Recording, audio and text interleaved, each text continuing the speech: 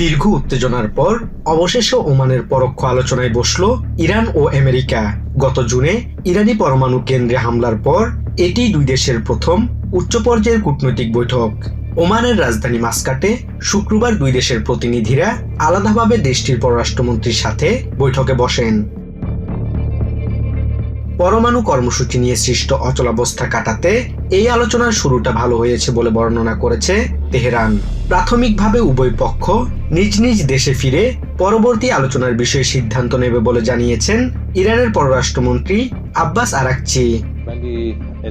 সামগ্রিকভাবে আমি বলতে পারি এর শুরুটা ভালোভাবেই হয়েছে, তবে আলোচনার ধারাবাহিকতা বজায় থাকা নির্ভর করছে দুই দেশের প্রতিনিধিদের নিজ নিজ রাজধানীতে ফিরে আলোচনার পর গৃহীত সিদ্ধান্তের উপর। গত বছরের জুনে ইসরায়েল ও আমেরিকার চালানো ভয়াবহ বিমান হামলার পর তেহরান ও ওয়াশিংটনের মধ্যে আস্থা সংকট চরমে পৌঁছায়।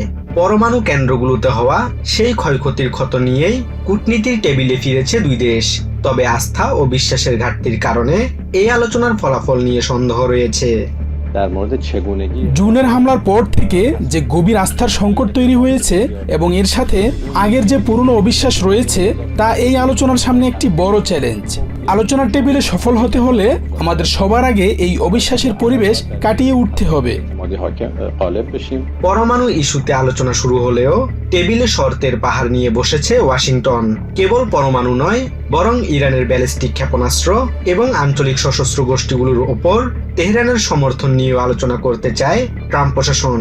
কিন্তু ক্ষেপণাস্ত্র কর্মসূচি নিয়ে কোনো আলোচনার সম্ভাবনা আগেই নাকচ করে দিয়েছে তেহরান। ইরানের দাবি তাদের ইউরেনিয়াম সমৃদ্ধ করার অধিকার স্বীকার করতে হবে, যা মানতে নারাজ ওয়াশিংটন। ওমানের মধ্যস্থতায় শুরু হওয়া এই আলোচনায় ওয়াশিংটনের প্রতিনিধি দলেও স্টিভ উইটকফের সাথে প্রেসিডেন্ট ট্রাম্পের জামাতা জ্যারেড কুশনারও উপস্থিত ছিলেন। মাস্কাটের এই শাটল ডিপ্লোমেসি মধ্যপ্রাচ্যের যুদ্ধের দামামা থামাবে নাকি নতুন সংঘাতের পথ তৈরি করবে, সেটি এখন বড় প্রশ্ন। Basudeb Nath, TVN24 news desk.